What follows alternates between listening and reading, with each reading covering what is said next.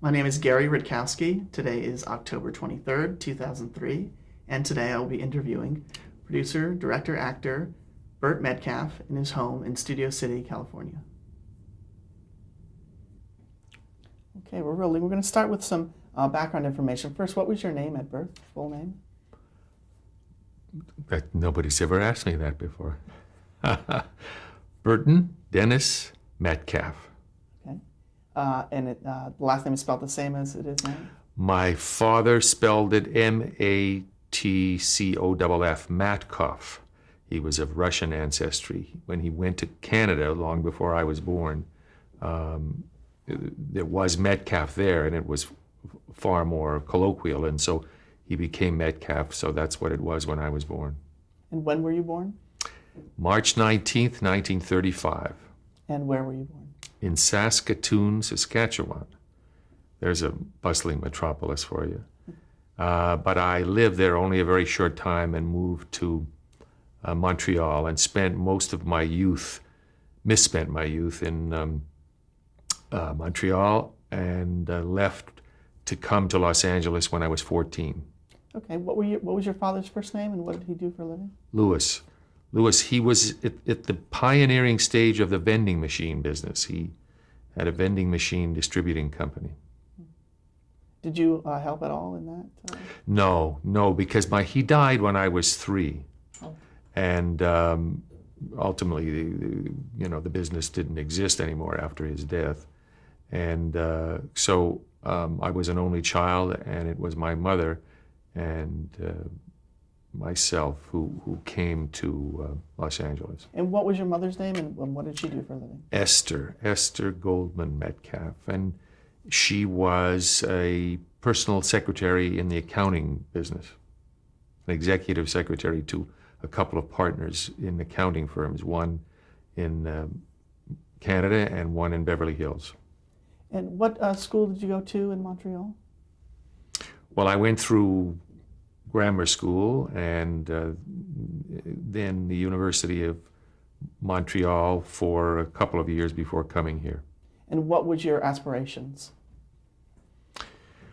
I knew somehow that I wanted to be in the entertainment business for a long time. I had dreamed of being an actor from the earliest stages of my life. When I came out here and finished high school and went to UCLA, I was in the theater arts department. I began doing plays there, and in those years, talent scouts would come around from studios to see talent in university theater. And I began to work. I did several things in television. I did a couple of features, and I just was able to kind of begin to get a foot in the door as an actor while in school. Did you do any acting at all in Canada? Yes, I acted in radio and in children's theater. I was very young then, and how did you break in? In Canada? Yeah. Mm-hmm.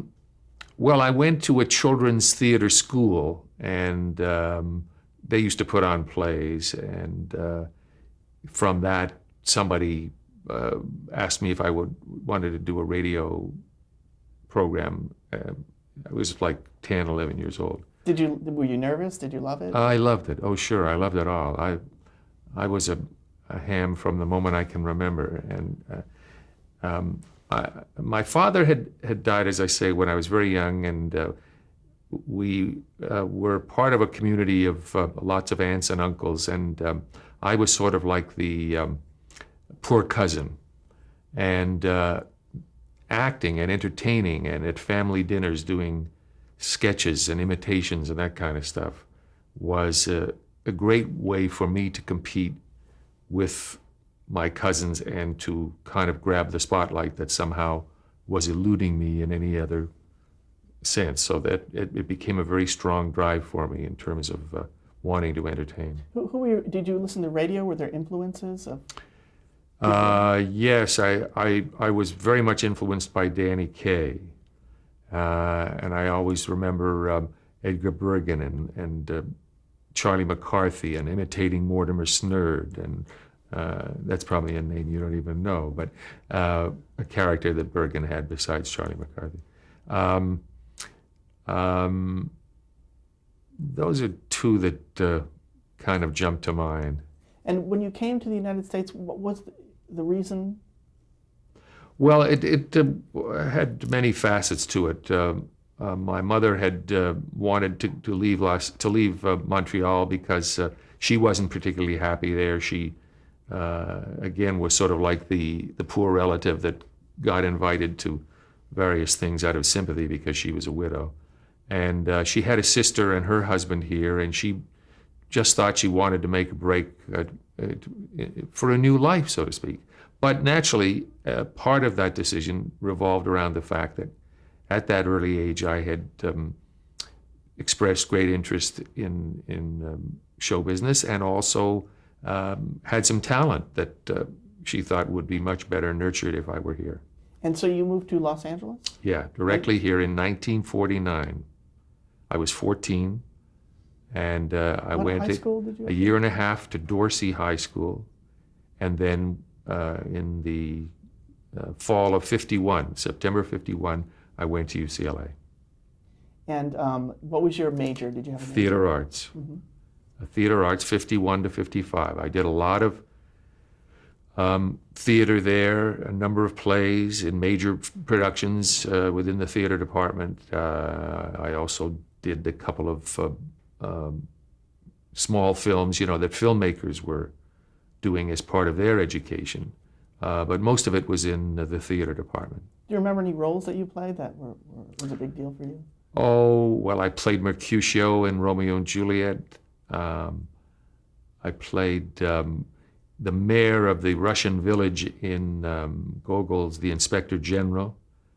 I had a wonderful character role of the drunken French-Canadian uncle in The Happy Time. Several original productions, too, that wouldn't be meaningful. Now, when was the first time that you saw television? Very soon after I came to Los Angeles. I met a fellow at school, so I'm now 14, and became friends with him, and he invited me on occasion to come over and, like on a Sunday afternoon, watch very primitive television and have dinner with his family. So I may have seen it like in a store or heard about it and had some brief glimpses of it prior to that, but that was the first time that I actually saw a television set in a private home. Do you remember any of the shows? Ed Sullivan. Ed Sullivan and Space Patrol, I think, was called, which was like the earliest Star Trek conception. Did you watch any KTLA? Yes. KTLA, there was a guy, I think it was on KTLA, named Dick Garton, and he used to have a roving reporter interview show from Hollywood and Vine. And I remember that because one day some friends of mine, and we were all up on Sunset and Hollywood and Vine, like on a Friday night after school. And I was very good at imitations and dialects. I could do dialects. It just was something that, I was just born with this capability. And so I got an interview with him. My friends arranged it, saying that I was from England and that I had just come over here for a few weeks. So we had a whole interview in which I pretended to be an English school kid. And then afterward, after the whole thing was over and he was putting his equipment back, collecting everything, I went up and said, "Can I come back next week as a Russian?" So that's why I can remember Dick Garton. But other than... So it was unbeknownst to him? Yeah, no, he didn't. Was he upset? No, I don't remember that he was upset. No, he kind of laughed. But so you were interviewed, was it in a studio or? No, right on the corner of Hollywood and Vine. Yeah. So You said that while you were in college, you did get some professional jobs. Was the first job in television or the movies? The first job was in a big feature film, although I had a very small part, called The Bridges at Toko-Ri, which was with William Holden and Frederick March, Grace Kelly, Mickey Rooney. A real big budget Paramount picture about the Korean War and about a bunch of naval aviators on an aircraft carrier and all of that went with that. So like in so many war films, there are a lot of guys who are there from beginning to end, but just have a few lines. You know, I didn't have a major role at all. But it was a thrill. Believe me, it was a thrill. Did you get to meet any of those big stars? Yes, Mickey Rooney wasn't on the film one, but all the others were there. Mm-hmm. Yeah. Was it a thrill to meet Grace Kelly? It was, and I always remember Grace Kelly. One day when we were shooting, we'd gone to the commissary, all of us, to have lunch, and not with her, but to the commissary. But it began to rain after lunch, and the company sent a limo to pick us all up and take us back to the set because we were wearing naval uniforms, so nothing would get wet. And the limo had gotten very crowded by the time we picked her up, and so she came and very graciously sat on my lap. I mean, she was very down to earth. So that must have been hard to forget. I had this nice recollection of Grace Kelly on my lap for a minute and a half. Now, Gene Reynolds also was in that movie. Did you meet him? Yes, he did. He was. We should identify. He was a producer later on MASH. Gene Reynolds was the original producer of MASH, who hired Larry Gelbart and hired me. He was under contract to Fox, and so he was the initial driving force behind the whole TV series. And this is where you met him for the first time? No, Did you? No, on the film, you mean? Yeah.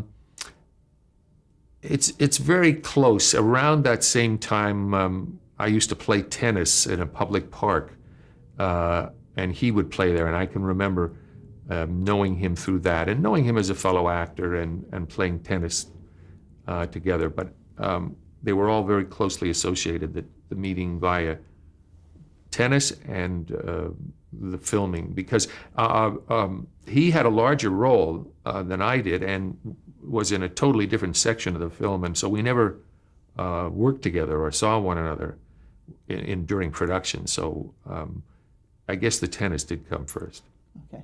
When is the first time you appeared on television? Besides the Gardner thing. Yeah, sure. Job. No, I understand. I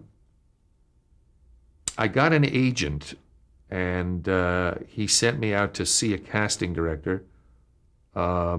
This was at Review Productions, which was then the television arm of MCA, which of course ultimately had to get out of the production business and became, MCA Universal as a studio itself, an entity. But in those days, at Review Studios, not far from here, near Laurel Canyon in Ventura, it's where the MTM. All the MTM shows were filmed. CBS Studio Center, it's called now. Anyway, I went to see a casting director named Bob Walker, who later became an agent, and I knew for many years. And lo and behold, he hired me for 2 jobs in the same day. I mean, I read for something, and he said, "Okay, you've got that part, and I'll also give you this part." One was on a detective series with Rod Cameron called City Detective, and the other part was in a GE comedy theater, it was called, with Ray Milland. He played a college professor, and so there were a number of university-age students around as actors. And I got a part in that, and then on that show with Ray Milland, I probably did maybe a dozen shows as the same character all the time over, I guess it may have been 2 seasons. So there was a series. Yes. It was called, what was it called? GE Comedy Theater, starring Ray Milland and Phyllis Avery as his wife. And Ray Milland, again, a really big star at the time. Yes, yes. Did you remember anything about working with him? Oh, yeah, he was a very pleasant man. I don't think he was thrilled to be doing this after the kind of career that he had enjoyed as a really big film star. But nonetheless, he was very pleasant and cordial and easy to work with, and I enjoyed it very much. And of course, it was still at a time when I was so new in this business. I would have done it all for free. The fact that I was making money and working with people like this was very, very exciting. So were there any other roles that you played during college, or was it after college that you continued to work in television? Yeah, I did a few other things in college, but the chronology begins to get a little blurry for me in terms of whether they were. I went into the U.S. Navy. I was drafted in the Navy. They had a draft call in '56. Graduated in '55 in the summer of '55, and then in March of '56, I went in the Navy. So I didn't get out until the fall of '57, and so some of these were post the Navy stint, and some were before it, and sometimes I can't quite recall which is which. But can you tell me a little bit about your stint in the Navy? Where did you serve, and what was your rank? Well, I was very fortunate. A lot of nice things kept happening to me by accident during these years. I went through boot camp, basic training. 10 weeks of. Well, it wasn't all that bad, but it's not the greatest fun one would think of. But on the first day, I was appointed the recruit chief petty officer. The guy who was the chief petty officer, who kind of runs the company of about 90 guys, said, well, you're tall and you have a good voice and you've been to college, so you'll be the chief petty officer, which meant that I didn't have to do a lot of the stuff that the other guys did. I used to stand up at the front with a saber and command and do all the marching. I mean, it was a responsible thing because I had to know what I was doing in terms of all the marching orders, but literally. I did that, and then when I was in that outgoing stage of where you're going to be transferred next, I was standing in a line in a kind of application procedure.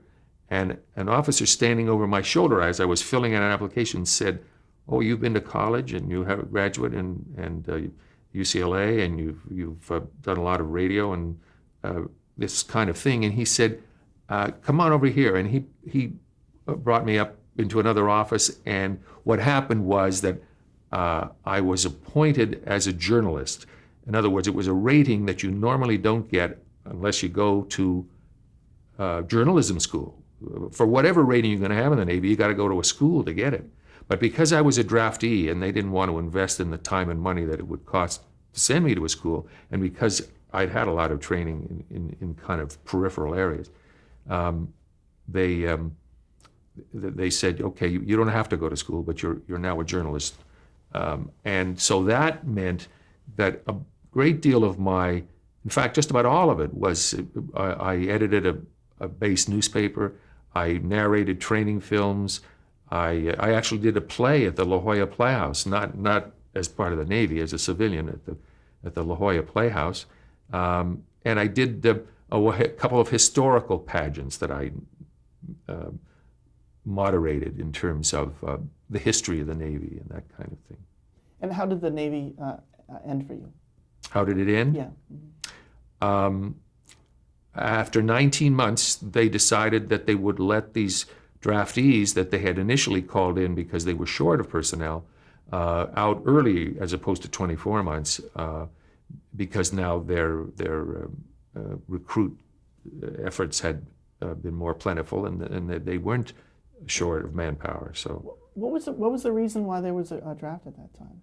And were you shocked? Well, this was in '56, and there was still the draft in the Army. It was still a remnant of the Korean War. They were still drafting people.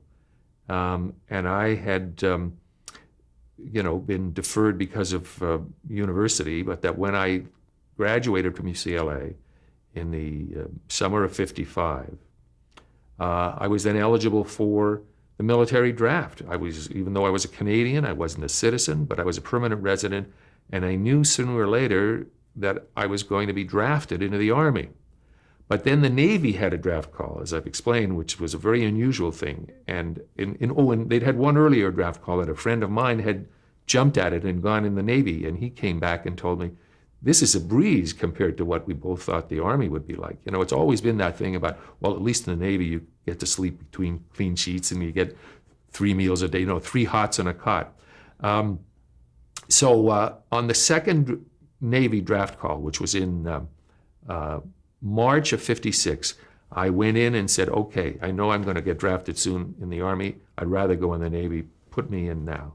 And so in that draft call, which was to have been for 24 months, ultimately ended up being only 19. So I was very fortunate in that.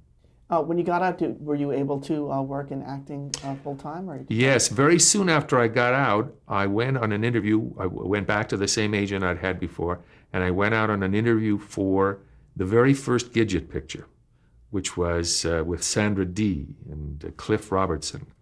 And again, I was one of 4 or 5, 6 guys who were surfer bums along with Cliff Robertson, and we all hung out at the beach together. And I played an Englishman again, Lord Byron, who that was his name, who was a British student surfer and had kind of come out to Malibu to hang out with all the American surfers, and so that was a perfect way to get back into acting, because it was about a 2-month location shoot in Malibu every day, so that wasn't too tough to take. And it was I had just come out of the service. I didn't know what was going to happen to, if any, career at all that I might have, and to go to work on something like that was great. Did you ever screen test for movies?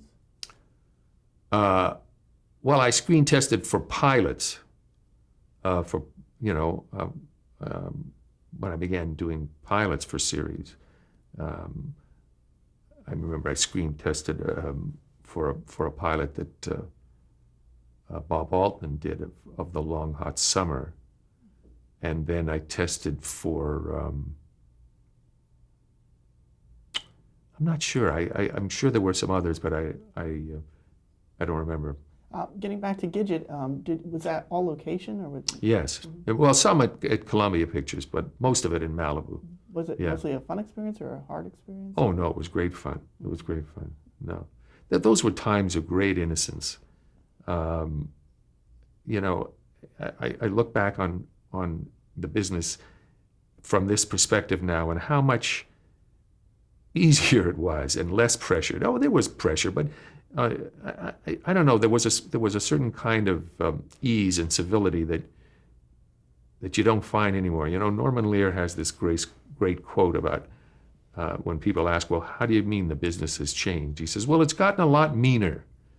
And that's very apt in this context, because nothing was mean then. Nothing was really tough. You had to deliver the goods and be right for something and know your lines and have a certain kind of discipline. But at the same time, the overall pressure wasn't anywhere near what it is now. And I'm not only talking about actors, but in every aspect of production, of network interference, of the accounting bottom line being so different now than it was then. People wanted to make money then, but they weren't dictating creativity. They weren't dictating. You had showmen in a much more obvious way than you have now when you're dealing with business school graduates who are calling the shots. When you went about acting, is it similar to today, where you would have a headshot and your agent would look for work for you and call Yes. You just sort of waited by the phone mostly? A lot of it, yeah. Waiting by the phone was one of the primary reasons that we can get into of why I decided I didn't want to be an actor anymore, because I didn't want to have to keep waiting for the phone to ring. I figured I had to get a hold of my destiny in a little more secure fashion. What were some of those other television roles after the Navy that you appeared in? Well, I did a recurring role on a series with Jackie Cooper called Hennessy, which was a good show, and that had some very good episodes of playing a role with him. He was a naval doctor, and I've drawn a blank, a senior moment on the actress who played his wife. But anyway, it was quite successful at the time. It went on for, I think, 2, 3 years, 4 years maybe. And it was all about a naval doctor in a civilian setting. And it was all about the incidents in his life and the experiences he had within that naval framework. Were you a doctor in it? Yes, Mm-hmm. yes. I also played an officer and a flyer in 12 O'Clock High, which was done at 20th Century Fox, based on the old film that Gregory Peck had done. I did several episodes of Perry Mason, in which I was, I think, once or twice the killer, and but several others as well. Do you have any memorable production stories from Perry Mason, or working with Raymond Burr or anything? No. I mean, I enjoyed it all. It was. I was at that stage where I was working at part-time jobs away from acting. I worked for a courier service, a messenger service, delivering scripts to studios and picking up contracts at someone's home. Rod Serling, I remember, and actually became, would have nice conversations with him. I'm not going to say we became friends, but he was a very sweet man, very pleasant, and we got to talking. And ultimately, a couple of years later, although it had nothing to do with him, I had a wonderful part on The Twilight Zone, an episode that is still played and is referred to as one of the most significant that were done, called The Monsters Are Due on Maple Street, about a town that some strange things begin to happen to, and how people get very suspicious and ultimately can create great havoc among their fellow townspeople because the barriers of trust have been broken down. So you didn't meet Rod Serling while doing The Twilight Zone, you had met him? No, that was before. And I only met him in that messenger context, and we would chat for a couple of moments as he was signing a paper or something like that. He was known to have sort of like a great sense of humor. Did you notice that? Well, he was terrific. I remember he lived out in the Palisades, and he had a bungalow in back where he'd write, and I would go back to that office setup that he had, and he was just a very kind of accessible man. Robert Mitchum was like that too. I used to have to deliver contracts to Robert Mitchum. Had an office on Sunset Boulevard. Sometimes he was there, many times he wasn't, but he had a secretary who I got to know, and she would always give you $5. And $5 in 1960 and thereabouts, that was worth a lot more than it was today. So that was very, very welcome to a struggling actor. But I would work at these kinds of part-time jobs, but then every time I'd get a job that in film, an acting job, that was just heaven. And of course, the other end of the extreme was sometimes I'd get 2 jobs at once and have to turn one down. We're at the end of the tape, so we're going to Okay. stop right here.